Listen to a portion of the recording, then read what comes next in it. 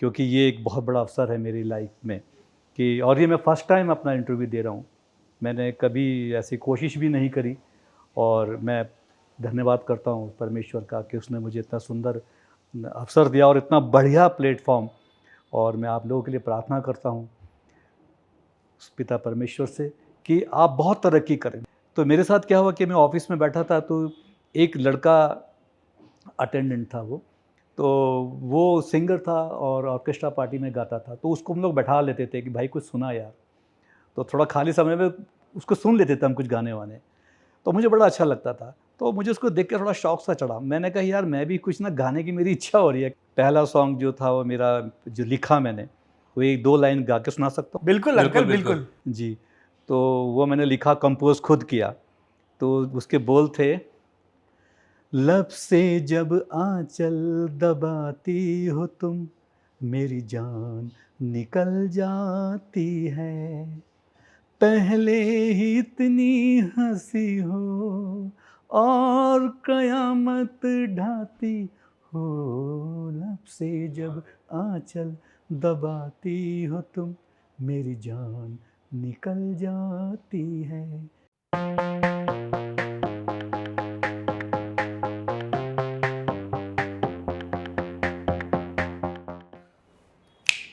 Hello guys, welcome back to हल्के हैं क्या टॉक्स में। और गाइस आज का हमारा ये छठा एपिसोड होने वाला है, क्यों मैंग भाई? जी। और ये एपिसोड बहुत ही स्पेशल है और मैं चाहूँगा कि शुरू से और आखिरी तक इस एपिसोड में आप बंद के रहना। तो आज हमारे साथ बहुत ही स्पेशल हमारे गेस्ट आए हैं, देहरादून से हैं। और वैसे तो वो पिछले साल आई थिंक ओनजीसी से क्लास 1 ऑफिसर रिटायर्ड हुए, बट जो उनका शौक था, उनकी एक बहुत प्यारी जर्नी थी। वो लिरिसिस्ट हैं, कंपोज़र हैं, सिंगर हैं और रंगमंच भी करा है उन्होंने। और संस्कार टीवी में उनके काफ़ी सारे भजन चले, जो हमारे टाइम में संस्कार आस्था बहुत चलते थे। बहुत सुबह चलता था, उठ जब के, हम बचपन में थे राइट, तो बहुत चलता था। मैं स्कूल के लिए रेडी हुआ करता था और सुबह वो और भजन सुबह बस चल रहे हैं, हाँ, संस्कार टीवी, देवी, आस्था टीवी चल रहे हैं। हाँ। और उस आई थिंक सब घर में वो संस्कार आस्था चैनल चलते थे।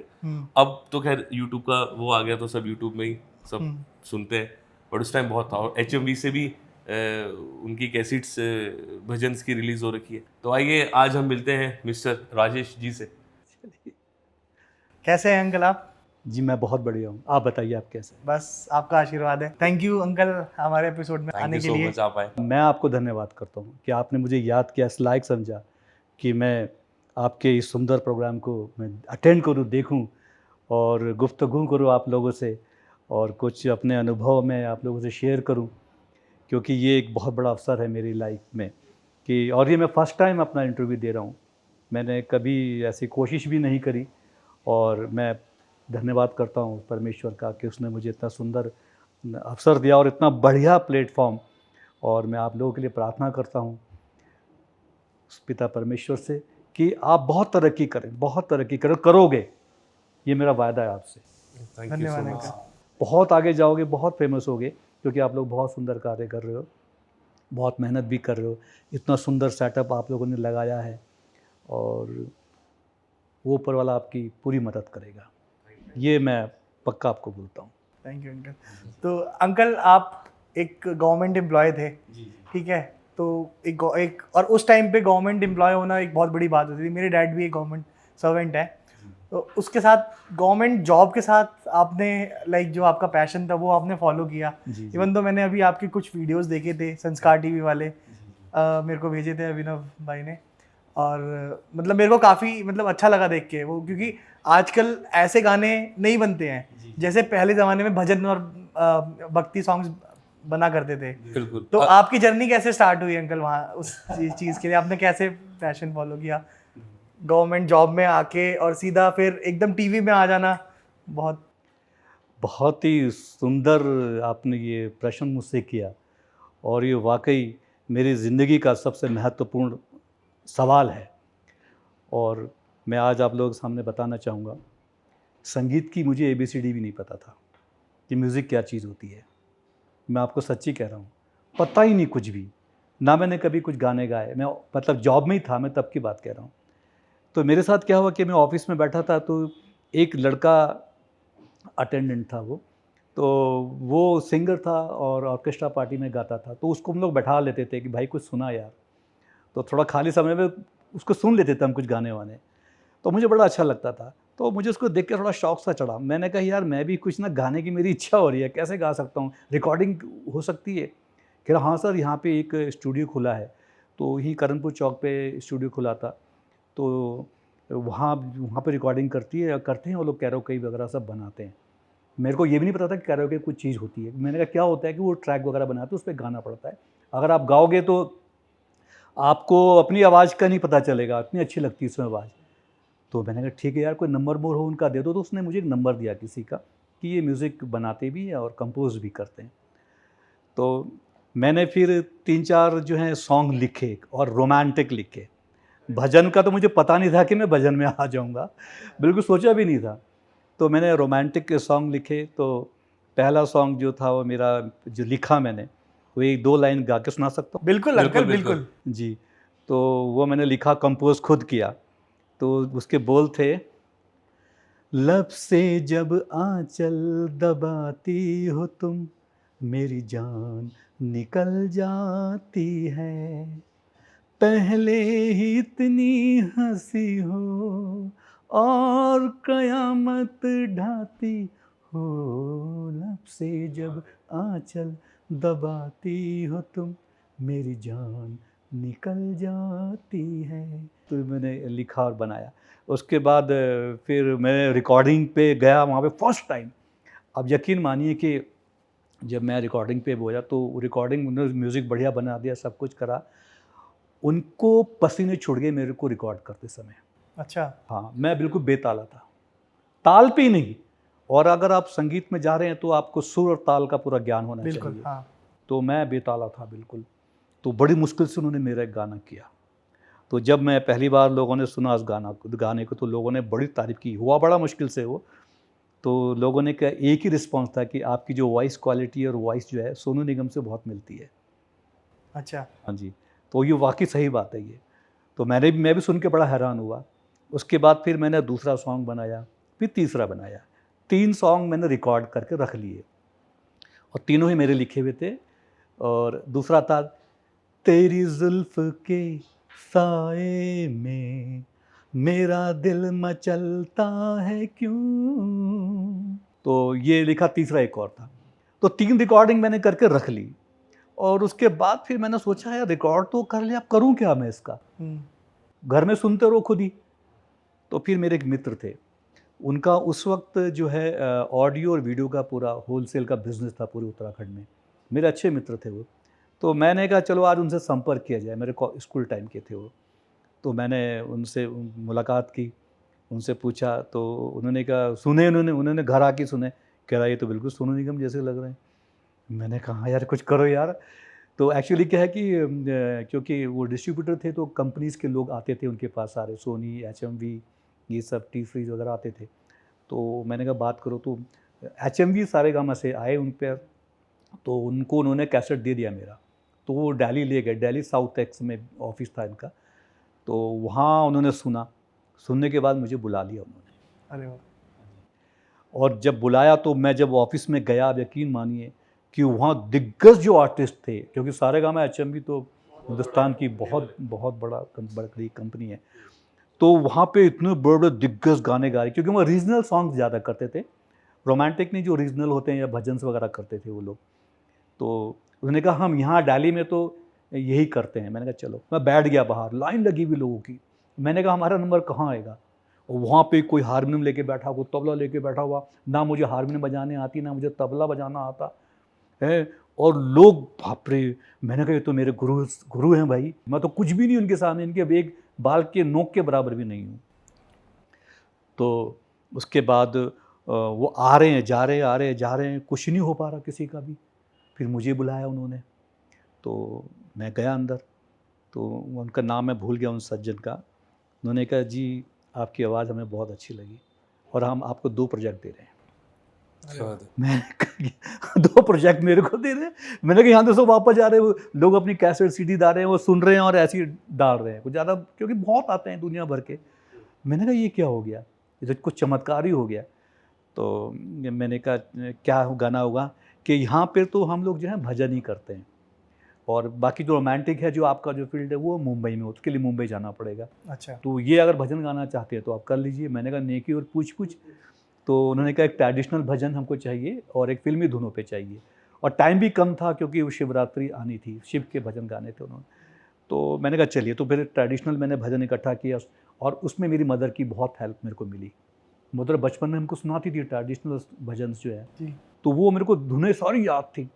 फिर मैंने उनसे कुछ उनको याद थी, लिखी, कुछ अपने वर्ड्स डाले मैंने उसमें, और वो रेडी कर दिए। उसके बाद फिर टाइम नहीं था मेरे को लिरिक्स क्या नाम ये हिंदी धुनों पे गाने के लिए, तो फिर मैंने किसी अपने फ्रेंड को पकड़ा। मैंने कहा भाई तू लिख गाने। वो भी कह रहा यार मैं भी तो दिनों से सालों से लगा, मुझे मौका नहीं मिला, ये हो क्या रहा। मैंने कहा चल मेरे साथ।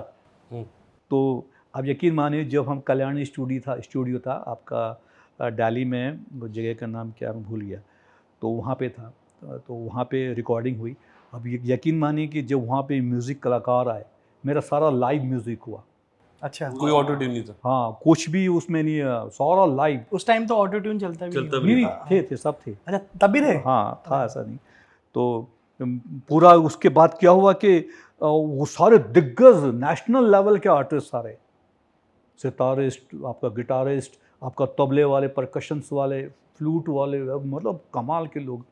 और मैं देख रहा ये क्या सपना, मैंने अभी तो मैंने रिकॉर्डिंग की है रोमांटिक की, और अभी यहाँ बैठा मैं। मैंने कहा ये क्या हो गया। खैर मैंने वो ट्रेडिशनल भजन ही गाए, मैंने वो हिंदी जो उसके थे वो मैं नहीं गाया उसको। मैंने कहा ट्रेडिशनल बढ़िया, तो उनको बहुत पसंद आया, बहुत पसंद आया उनको। और उसके बाद फिर उनको रिलीज़ किया। तो अभी लगा लीजिए 2003 की बात है, आज 20 साल हो गए। आज भी HMV सारेगामा में राजेश चौहान करके, वो चौहान मैंने लिखा हुआ हाँ, है, मैंने देखा है। हाँ, वो सर्च अगर करेंगे तो मेरे सारे भजन निकलेंगे, और उसको आप बाई कर सकते हैं वहाँ से, और वो आज भी चल रहे हैं। कोई आपका फेवरेट भजन जो आपके दिल को बहुत, दिल के बहुत करीब हो, वो आप सुनाना चाहेंगे? बम बम भोलेनाथ महादेव, बम बम भोलेनाथ महादेव, कहने लगे शिव गौरा को जी, कहने लगे शिव गौरा को, जल्दी करो तैयार नांदिया, चले कृष्ण के दर्शन को। क्या बात। ये मदर गाती थी हमारे। हाँ, तो वो आज भी बहुत लोग सुन रहे हैं वो। उसके बाद फिर क्योंकि नौकरी थी, और मैं आज तक मुंबई नहीं गया। अच्छा। हाँ जी, मैं कभी मुंबई नहीं गया कि भाई चलो अपने गाने लेके या लेके मुंबई चले जाऊँ, क्योंकि मेरे लिए जॉब बहुत इम्पोर्टेंट था। जी बिल्कुल, वो भी सरकारी जॉब थी हाँ, आपकी। सरकारी ONGC जैसी कंपनी है एक, जो हमारे भारतवर्ष को सबसे ज़्यादा रेवेन्यू जनरेट करके देती है, और उसने हमारा पूरा बहुत ख्याल रखा, तो वो मेरे लिए सबसे महत्वपूर्ण था। तो मैंने कहा वहाँ जाऊँगा तो पता नहीं वहीं का ना हो जाऊँ मैं, और इधर का भी ना रहूँ, उधर का भी ना रहूँ, मेरे बच्चे भी पालने हैं, बच्चे भी मेरा पैदा हो गए थे। तो फिर मैं नहीं गया, आज तक नहीं गया मैं। बट फिर क्या हुआ कि संस्कार वालों से बात हुई, तो एक भजन मैंने बनाया था, देवी भजन, वो मेरे से लिरिक्स खुद ही लिखे थे। अच्छा। कंपोजिशन मेरी पुरानी थी, वो फादर की थी वो, तो उसमें वो गाते थे ना वो लोग, तो वही मेरे को याद थी, तो वो मैंने बनाया। तो बना के मैंने उसको पूरा म्यूज़िक वगैरह करके फिर संस्कार TV में भेज दिया। उन्होंने तुरंत उसको एक्सेप्ट कर लिया, कह रहे आप एक वीडियो बना के और भेज दो, हम उसको रिलीज़ करते हैं। तो अब यकीन मानिए कि मैंने, जब मैं इसको देखता हूँ, आज तो मैंने काफ़ी टाइम से देखा नहीं उसको, तो कई साल तक मैं देखता रहा। वो तो खैर अभी ज़्यादा टाइम नहीं हुआ, 4 साल ही हुए इसको। तो जब ये नवरात्रि आती है आपका अप्रैल में और अक्टूबर में, सबसे पहले मेरा भजन चलता है। अरे वाह। जी, तो बहुत लोगों ने मुझे कहा भी कि आज आपका भजन सुना, में बहुत अच्छा लगा। तो अच्छा लगता है जब लोग देखते हैं, तारीफ़ सुनते हैं, करते हैं। तो इस तरीके से ये मिरेकल मेरे साथ में हुआ, और ये ऊपर वाले का बहुत बड़ी कृपा है मेरे ऊपर। और अगर हो सकता था कि मैं मुंबई भी चले जाता, तो आज हो सकता है कि किसी और बड़े मुकाम पे मैं होता इस फील्ड में। तो ये मेरी म्यूज़िक की जर्नी थी।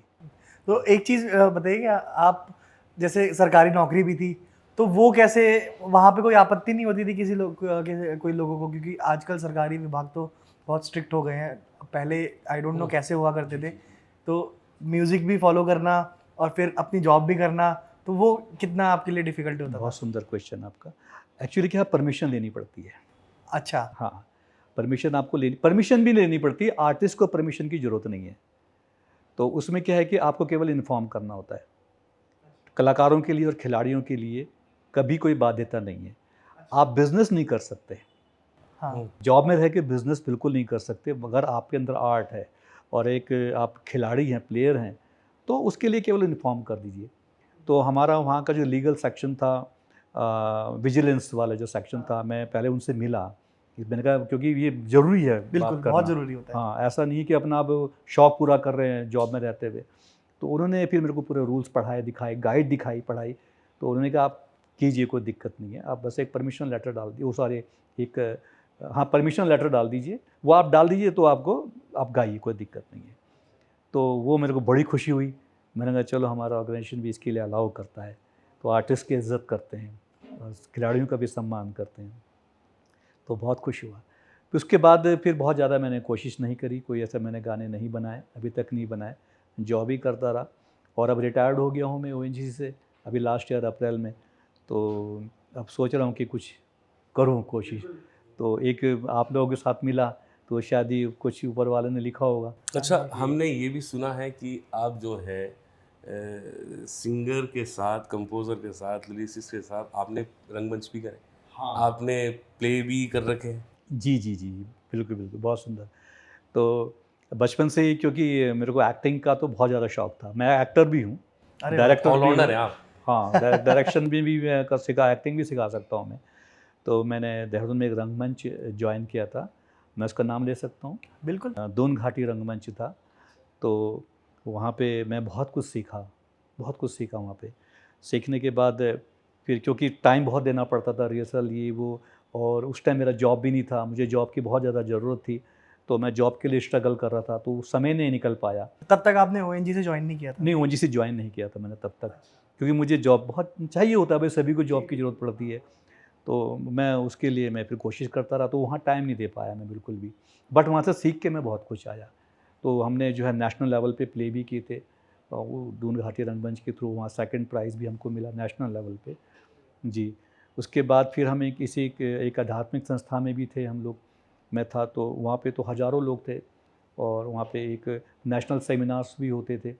तो वहाँ के लिए मैंने एक प्ले लिखा, खुद से लिखा, डायलॉग्स वगैरह सब लिखे उस पे, और उसका पूरा रिहर्सल कराई, सबको एक्टिंग सिखाई, और वो प्ले आज भी मेरे लोग याद करते हैं। क्या बात है। बहुत सुंदर प्ले हमने किया था उसको, पूरा स्टूडियो वगैरह में सारे डायलॉग्स वगैरह हमने रिकॉर्ड किए थे पूरे स्टूडियो में ही, तब उसको हमने किया, तो बहुत अच्छा मंचन हुआ उसका। तो ऐसे करके छोटे मोटे ये तो करते रहिए हम लोग। तो आर्ट की फील्ड में मेरे को बहुत ज़्यादा रुझान है, बहुत ज़्यादा शौक़ है, और मेरी ज़िंदगी ही मेरी आत्मा है। और वो जो परमेश्वर है, वो भी कलाकार को और कलाओं को बहुत पसंद करता है। आपकी जो काम करे ये भी कला के अंतर्गत आते हैं, ये आर्ट है ये भी। जी, तो कलाओं के साथ जुड़ेंगे तो आपका मन आत्मा बहुत अच्छी रहेगी, शुद्ध रहेगी और प्रसन्न रहेगी, और एक आत्मसंतुष्टि कलाकार को बहुत अच्छी मिलती है अगर वो अच्छी परफॉर्म करता है। उससे बड़ी संतुष्टि कुछ नहीं होती। और अंकल एक चीज़, जैसे कई कला होती है किसी इंसान के अंदर, तो कहा जाता है कि लाइक किसी पुरानी पीढ़ी में वो कला रही हो तो वो आ जाती है, तो आपके साथ ऐसा है? मैं भी पूछने आपके वाला था ऊपर क्वेश्चन आपके लाइक आपकी कोई पुरानी पीढ़ी में अगर भाई, किसी आर्ट की एक कैसे कला आई हो, आपके आपके अंदर आर्ट कैसे आई? जी, जी, कमाल, आप बहुत कमाल के क्वेश्चन कर रहे हो मेरे से, सच में मेरे को बहुत मज़ा आ रहा है। बहुत मेरे लाइफ से जुड़े हुए हैं ये। अब मैं आपको सच बताऊं कि ये सब चीज़ें जीन्स में ही होती हैं, हाँ जी। डीएनए में होती है। तो मेरे जो फादर थे, वो सोच लीजिए कि संगीत के पंडित ही थे वो। अच्छा, क्या नाम था उनका? श्यामलाल जी था। तो अब ये लगा लीजिए कि वो मेनली तो गिटारिस्ट थे, हवाइन गिटार के बहुत दिग्गज गुरु थे। आर्टिस्ट थे वो। हाँ, अच्छा। और बैंजो मास्टर थे वो। उसके अलावा तो फिर वो रिदम में भी रिदमिस्ट थे, ढोलक बहुत ज़बरदस्त बजाते थे। और आपका हमारे घर में हर तरह का साज होता था, वायलिन हमारे पास, मैंडोलिन हमारे पास, हारमोनियम, तबला, ढोलक, फ्लूट, बैंजो, गिटार, ये एवरीथिंग हमारे घर में रहती थी। तो इतना शौकीन थे हमारे फादर, और उनके ऊपर ऊपर वाले की बहुत कृपा थी। और सिंगिंग उनकी बहुत ज़बरदस्त, क्लासिकल सिंगिंग, क्लासिकल जो हमिंग थी उनकी, लाजवाब, लाजवाब जिसको बोलते हैं। वो समय था कि उनको वो अवसर नहीं मिला, मौका नहीं मिला। अगर वो आज के टाइम पे होते तो सच में बहुत फेमस होते, बहुत ही ज़्यादा। तो मैंने कभी भी उनसे कुछ नहीं सीखा। बस क्या हुआ कि एक सितारिस्ट थे, बहुत बड़े गुरु थे सितार के, जियालाल जी, पंडित जियालाल जी। तो वो आते थे, तो मैं छोटा सा था, तो मुझे वो सरगम लिख के देते थे, सा रे गा मा पा धा नि सा, वो मेरे को उन्होंने सिखाया। तो वो सरगम के आरोही अवरोही वो मैंने उनसे सीखा पूरा, वही मैं रटता रहता था, बट गाने कभी नहीं गाए गाने कभी नहीं गाए मैंने। तो वो सुरों का तो उस टाइम मुझे बहुत अच्छा ज्ञान था, बट ताल वाल का तो कुछ नहीं था। तो उसके बाद फिर बस वो इतने सालों के बाद फादर की भी डेथ होगी, शादी भी होगी, बच्चे भी पैदा हो गए, तब वो अचानक से शौक जागा। वो लड़का अगर नहीं आता है मेरे पास ऑफिस में, तो मैं तब हो सकता तब नहीं होता, क्योंकि अब सुनते रहते थे उससे। तो वो मेरी शुरुआत थी। हर चीज़ का एक टाइम होता है। हर चीज़ का समय होता है, हाँ। और एक चीज़ और भी है कि एज का कोई मतलब नहीं। बिल्कुल। It doesn't matter. हाँ, एज डज नॉट मैटर, बिल्कुल सही बात की आपने, क्योंकि उम्र का कोई बंधन नहीं है। किसी भी समय कुछ भी आप स्टार्ट कर सकते हैं। 70 साल की उम्र में जो है KFC ने स्टार्ट किया था, जो उनके मालिक हैं जी, 70 ईयर्स ओल्ड थे वो। तो ऐसा नहीं है, कभी भी कहीं से भी किसी भी उम्र से आपकी शुरुआत हो सकती है, और एक आप ज़िंदगी में बड़ा नाम हासिल करके जा सकते हैं। भले लाइफ छोटी हो, बट वो लाइफ छोटी नहीं होती, वो अमर लाइफ होती है। हाँ, तो अमर बनना है हमको। हाँ, अमर बनना, वही जीवन है, असली जीवन वही है। आजकल के जितने बड़े बड़े आर्टिस्ट हैं, अगर बॉलीवुड को देखें, मोहम्मद रफ़ी साहब, किशोर कुमार साहब, मुकेश जी, लता मंगेशकर, ये नहीं है इस दुनिया में, ये अमर है। मगर अमर है। हम नहीं रहेंगे, ये रहेंगी, इनकी आवाज़ें बिल्कुल, इनकी रहेंगी। आवाज़ आर्टिस्ट कभी नहीं मरता। हाँ, वो कभी नहीं मरता। आपकी जो चीज़ें बना रहे हैं आप, ये अमर है, अज़र और अमर है। ये हमेशा रिकॉर्ड रहेगी, रिकॉर्डेड रहेगी ये, ठीक है ना? तो वही सब चीज़ें होती हैं। तो और जैसे आपने ONGC में भी आपने काफ़ी 35 साल आपने 35 ईयर्स 35 ईयर्स आपने काम किया है उसमें। तो क्योंकि सरकारी विभाग में भी बहुत सारे प्रोग्राम्स होते हैं, तो ONGC के लिए आपने कोई ऐसा कुछ प्रोग्राम वगैरह, क्योंकि उसमें वो लोग देखते हैं कि हाँ बिल्कुल। किसके अंदर कला है, आर्टिस्ट किसके अंदर है। क्योंकि मेरे पापा में भी एक कला थी, तो जब भी कुछ एयरफोर्स में, मेरे पापा एयरफोर्स में हैं, अभी भी हैं, अगले साल रिटायरमेंट है उनका। तो जब भी कुछ होता है तो इंटरनली उनको बुलाया जाता है कि आप करिए, आप संभालिए ये विभाग। तो ऐसा कुछ। क्या बात है, मज़ा आ गया, आपने क्या क्या पूछ रहा, कमाल मुझे, सच में कह रहा हूँ मैं, बहुत ही बढ़िया। ONGC का गोल्डन जुबली फंक्शन था, उसमें बॉलीवुड के बहुत बड़े आर्टिस्ट वहाँ आए थे। तो सिंगिंग कंपटीशन था वहाँ पे। तो सिंगिंग कंपटीशन में लगा लो कि पूरा नेशनल लेवल का था, बहुत लोग आए थे। तो वहाँ पे मैंने भी कंपटीशन में भाग लिया, मुझे सेकंड प्राइज़ सिंगिंग में मिला था उसमें जी। उसके बाद फिर मेरे को फर्स्ट और सेकंड प्राइज़ मिलते रहे।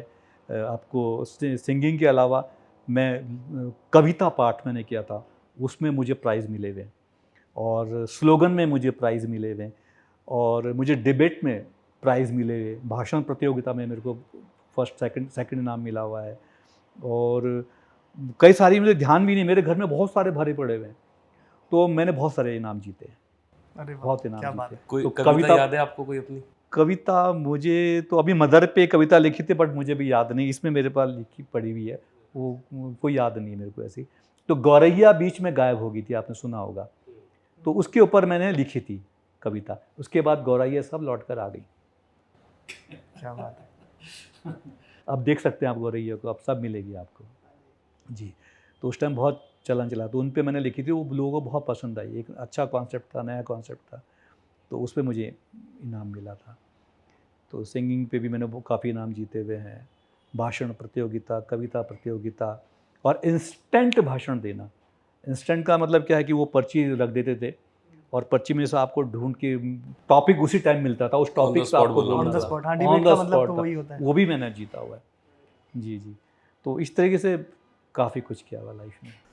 तो गाइज, आपने सुना ही होगा अब तक का जितना कॉन्वर्सेशन चल रहा था, और जो व्यक्ति हमारे साथ बैठे हैं वो और कोई नहीं, वो हमारे अभिनव भाई के फादर साहब हैं। गाइस मैं क्या बताऊं, मतलब ये मैंग भाई का प्लान था कि आपके पिताजी को बुलाते हैं, और आपने देखोगे इस एपिसोड में मैं कुछ बोल भी नहीं पा रहा हूँ। अब क्या बात करूंगा यार मैं पिताजी से क्या करूंगा क्वेश्चन। नहीं यार, देखो, हर चीज़ का एक एक्सपीरियंस होता है, ठीक है। बिल्कुल बिल्कुल फादर साहब को बुलाया आज हमने, तो कुछ ना कुछ सीखने को मिलेगा ना लोगों को। बिल्कुल। कौन बुलाता है अपने फादर को कोई नहीं बुलाता। पॉडकास्ट में? कोई नहीं बुलाता है। so happy अपनी आज। फैमिली को कोई नहीं बुलाता है। लोग बिल्कुल। देखते हैं सेलिब्रिटीज बुला रहे हैं, बिल्कुल। कोई फेमस पर्सन बुला रहे हैं। बड़े तो भाई- जो हमारा हल्के हैं क्या टॉक्स है वो इसलिए है कि हाँ हम लोग अपनी फैमिली को भी बुलाएंगे, हम अपनी फैमिली का कॉन्वर्सेशन भी करेंगे साथ में। आज इनके फादर साहब आए, कल को मेरे फादर साहब भी आएंगे, बिल्कुल। है ना? तब मैं चुप बैठूंगा। तब ये चुप बैठेंगे, तब इनकी मैं ऐसी खिंचाई करने वाला हूँ ना गाइस, बने रहेगा तब तक आप, ठीक है। बट रेगी थैंक यू सो मच, आपने पापा को यहाँ पे बुलाया। नहीं बिल्कुल। तो पापा कैसा लग रहा है ये बताओ पहले आप, मजा आ रहा है नहीं आ रहा है? मुझे हैं? बहुत मज़ा आ रहा है, मतलब मैं शब्दों से बयान नहीं कर सकता। आप लोगों को सेटअप कैसा लगा हमारा? अरे बहुत खूबसूरत, बहुत ही खूबसूरत, बहुत मेहनत कर रहे हैं ऊपर वाला। मैंने कहा ना आपको आगे बहुत पहुंचाएगा, और जो मैंने बोल दिया ना बोल ही दिया। और मेरे अंदर एक और ख़ास बात भी होती है कि जो मैं एक बार मन से बोल देता हूँ ना वो अवश्य पूर्ण होता है। ये पक्की बात है। मेरा बहुत ज़िंदगी के ये भी बड़े बड़े अनुभव रहे हैं, बहुत।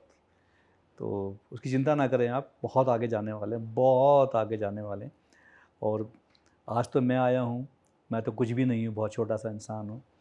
और नहीं ऐसा नहीं है कुछ भी। आप इंस्पिरेशन है हमारी।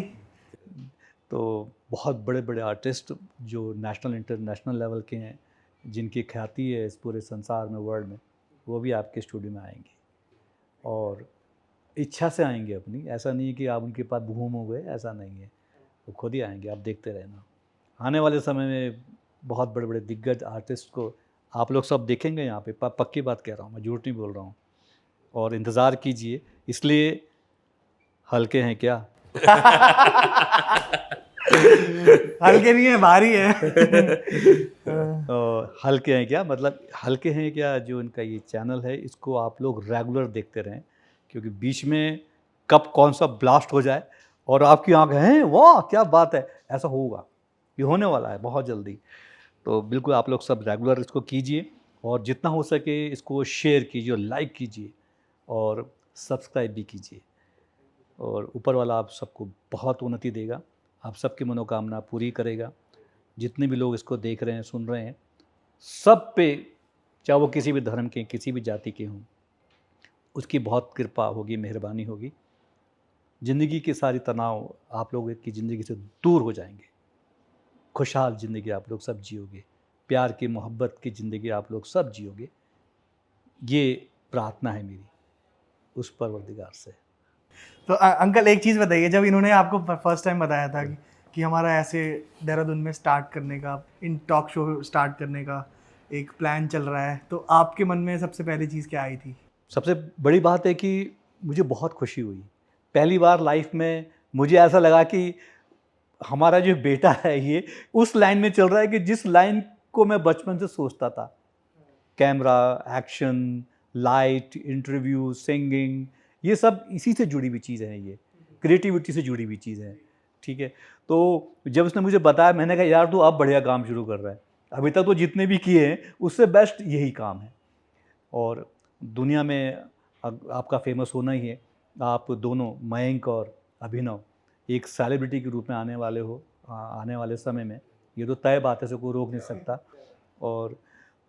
और आपके साथ की जो टीम है, मिस्टर आदि हमारे जो कैमरामैन हैं, है ना, और इनका बहुत बड़ा साथ है, बहुत बड़ा है, बहुत बड़ा साथ है, बहुत बड़ा। इनको नहीं भूल सकते, ठीक है। हम लोग तो सब आ जाते हैं यहाँ पे, अपना इंटरव्यू दे देते हैं, लोगों को फेस दिखा देते हैं, अपनी बातों से सबको फेमस कर देते हैं। बट पर्दे के पीछे जो लोग काम करते हैं, जो टेक्नीशियंस होते हैं, इवन जो आपका स्पॉट बॉय भी होते हैं, उनका किसी भी इस तरह के प्रोग्राम को हिट करना, बनाना, उनका बहुत बड़ा योगदान होता है और पहला योगदान होता है। हाँ जी। हम लोग सब सेकेंडरी हैं, लेकिन जितनी भी टीम है जो बाहर काम करती हैं वो फर्स्ट है। ये सबको ध्यान रखना भाई, जो भी इस फील्ड में हमेशा जितने भी आपके जो टेक्नीशियंस हैं और आपकी जो सपोर्ट करने वाली टीम है, स्टेज के पीछे, कैमरे के पीछे, उन सब का सम्मान कीजिए। पहला सम्मान उन्हीं के। बिल्कुल बिल्कुल। आज जितने भी बड़े बड़े आर्टिस्ट हैं इस दुनिया में, सब उन्हीं की वजह से पहचान है। बिल्कुल। तो ये मेरा है।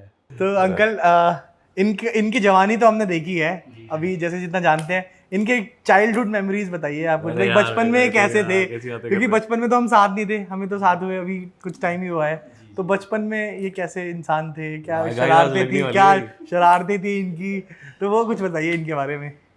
देखिए, माँ बाप के लिए बच्चे बहुत प्रिय होते हैं, बहुत प्यारे बच्चे होते हैं। तो जब ये पैदा हुआ था, अभी छोटा बच्चा था, तो बहुत ही क्यूट था, बहुत ही खूबसूरत बच्चा था। अभी अब भी वैसे है। तो अपने तो अभी बच्चों भी है। अपने बच्चों की तो सभी तारीफ करते हैं, अपने अपने बच्चे सभी को अच्छे लगते हैं, तो मेरे को भी वैसे ही लगता ही होगा। लेकिन बड़ा स्पेशल बच्चा था ये, बहुत ही स्पेशल, और था थोड़ा शैतानी, मगर शैतान तो बहुत ज़्यादा था, इसमें तो कोई शक वाली ऐसी बात नहीं है। और तंग भी बहुत करता था, जिद्दी बहुत था, क्योंकि प्यार लाड प्यार की वजह से सब बच्चा ऐसे होता है, वो हमारी भी गलती है इसमें। तो प्यार भी बच्चों को करो, लाड भी करो, लेकिन लिमिट में, और हमने थोड़ा अनलिमिटेड किया था। अच्छा। तो खैर, बट हमें एक बात अच्छी है कि सबसे बड़ी बात क्या होती है, एक बड़ा गुण होता है बच्चों में, जो मुझे अच्छा लगता है, जो इनमें बहुत बड़ा गुण है आज भी, और मुझ में तो बिल्कुल भी नहीं है, मेरे अंदर बिल्कुल भी नहीं है वो गुण। सबसे बड़ा गुण क्या होता है कि जब आप संसार के होने लग जाते हैं और संसार आपका होने लग जाता है, तो उससे बड़ा अचीवमेंट लाइफ में कुछ नहीं होता, ये पक्की बात है। तो जब इन्होंने थोड़ा सा भी होश संभाला, होश संभालने के बाद मुझे मालूम नहीं कि इनके अंदर एक जो अट्रैक्टिव पावर जो होती है, अट्रैक्शन जो होता है पर्सनालिटी का, वो बड़ा स्पेशल था। आंखों में कुछ तेज, चेहरे पे कुछ तेज, तो लोग बड़े अट्रैक्ट होते थे इनसे जी। तो आज भी है ये, लेकिन जब तक मायूस थे तो वो बहुत ज़्यादा था इन पे। तो अब ये लगा लीजिए कि बचपन से अब तक जो है इनका नेटवर्क इतना ज़बरदस्त है पूरे उत्तराखंड में और बाहर भी, मुंबई तक, कि मैं हैरान हूँ। मेरा तो कोई दोस्त ही नहीं है, और मैं तो घर में रहता हूँ, बीवी के पल्लू से बंधा रहता हूँ। तो मैंने कभी बच्चों को रोका नहीं, किसी ना अपनी बेटी को रोका ना इनको रोका। और मुझे हैरानी होती है कि अभी जो लास्ट मीठी ईद हुई थी, तो सलमान खान के घर में इन्होंने ईद सेलिब्रेट करी। हाँ।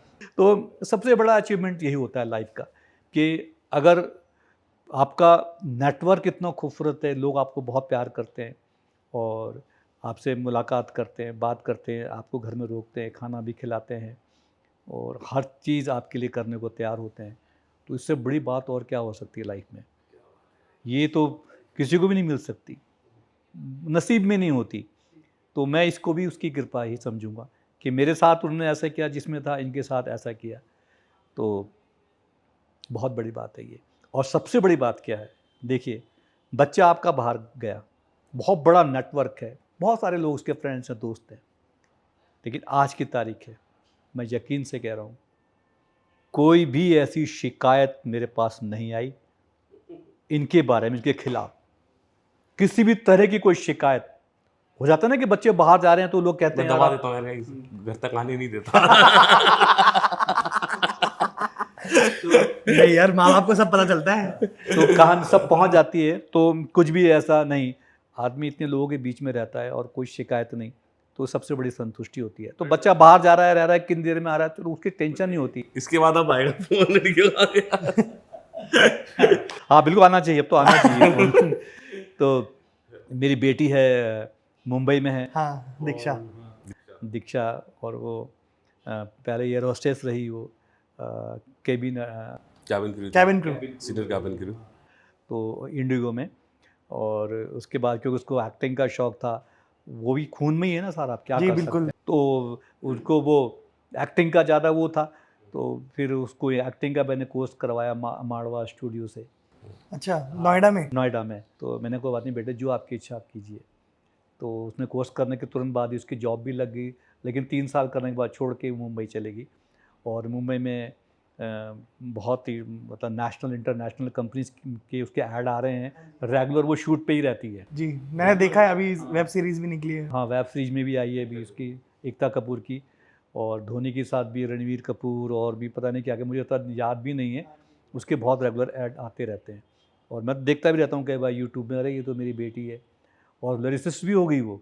अच्छा। उसका एक गाना दिखती हिट हो गया, वो किलर हसीना। किलर हसीना, आप लोगों ने देखना तुलसी जरूर कुमार। उसको। तुलसी कुमार भी उसके में है, वो मेरी बेटी का लिखा हुआ है गाना।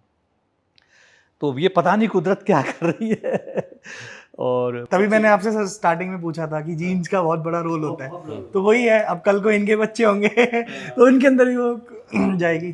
वो भी इस टाइम बहुत आगे है, और बस मैं फ्री हूँ और मेरे को अच्छा लगा क्योंकि आत्मा खुश होती है कि बच्चे उसी चीज़ में जा रहे हैं जो हमारे डीएनए में है।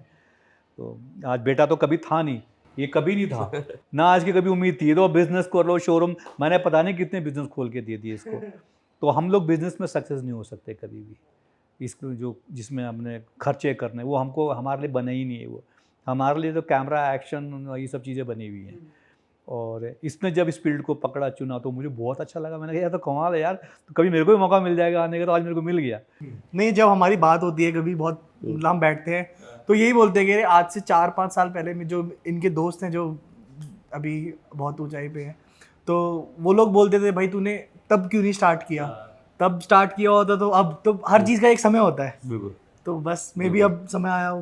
हाँ बिल्कुल बिल्कुल सही कहा आपने, हर चीज़ का समय होता है। तो मैंने कहा चलो हम नहीं तो हमारे बच्चे सही।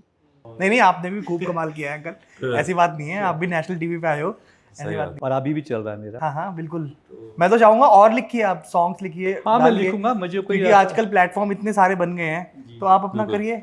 हाँ तो बल्कि अभी मेरे एक फ्रेंड हैं जिनको मैंने HMV के लिए लिरिक्स दिए, मौका दिया था, तो वो भी लिरिसिस्ट हैं। अब जाके उन्होंने खुद की कंपनी खोली है, म्यूज़िक कंपनी मुंबई में। जिस नाम से?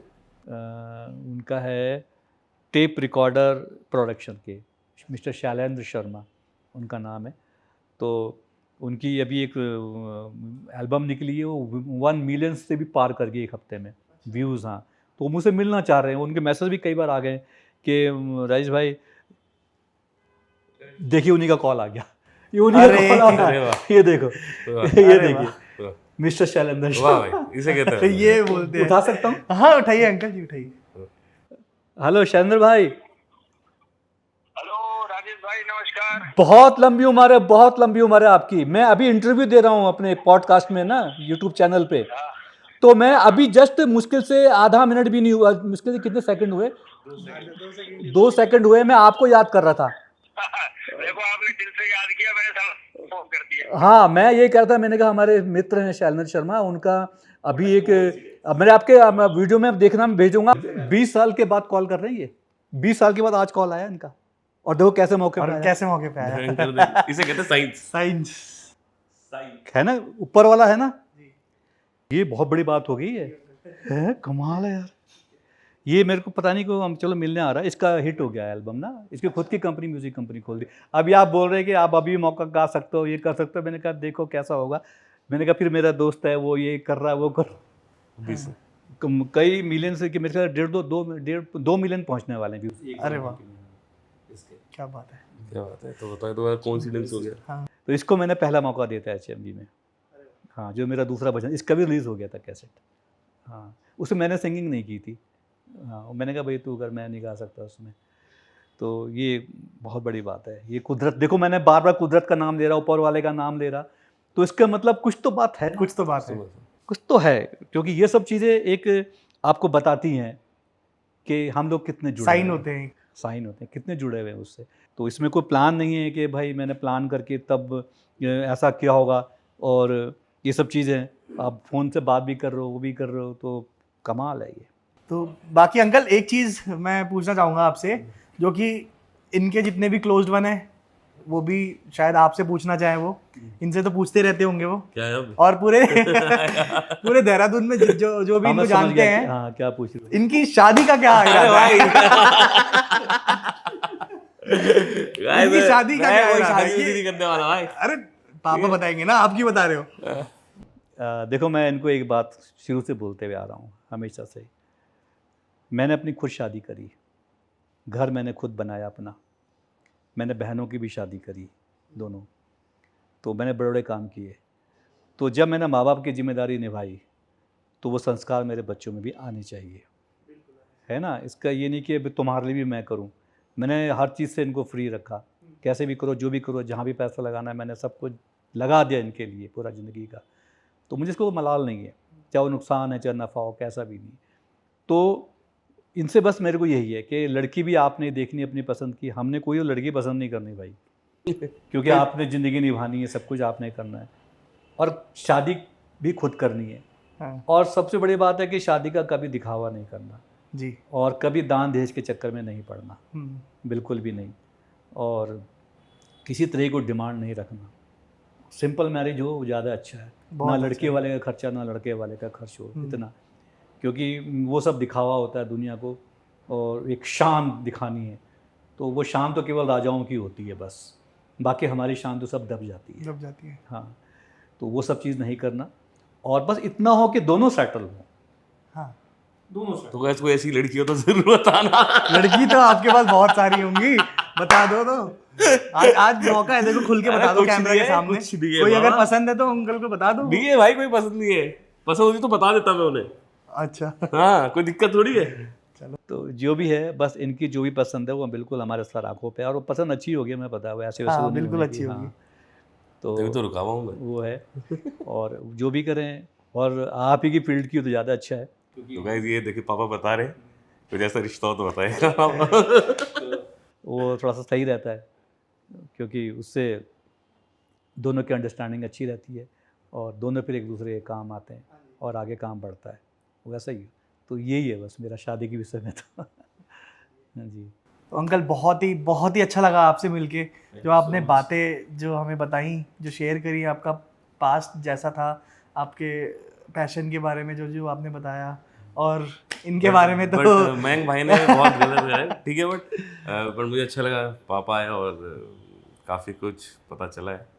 और बट मैं एक चीज़ बोलूँगा कि यार पापा ने मेरे लिए बहुत कुछ करा है ज़िंदगी में, बहुत कुछ करा है।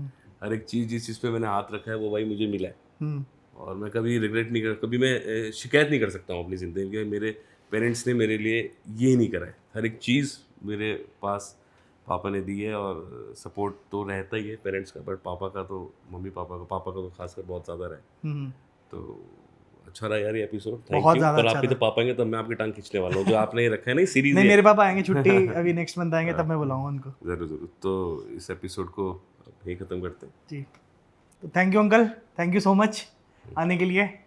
तो आपका भी बहुत बहुत धन्यवाद कि आपने मुझे अवसर दिया, और ये मेरा पहला इंटरव्यू है इस तरीके का। हाँ, और अपने दिल की सारी भड़ास मैंने निकाल दिया, आपने निकलवा दी। तो हल्के हैं क्या? यस, हल्के हैं क्या? तो गाइस चैनल को लाइक, शेयर, सब्सक्राइब और घंटा बजाना ना भूलिएगा। Bye bye, bye love bye, you take all. Care. और गाइस एक वेट करना इनके पापा का आने का, तब मैं करूंगा। इन्हें तो कुछ भी नहीं करा है, मैं बहुत बैंकर करने वाला हूँ। तो guys bye bye, love Bye, you, love you. ख्याल रखिए, love you, take care, bye.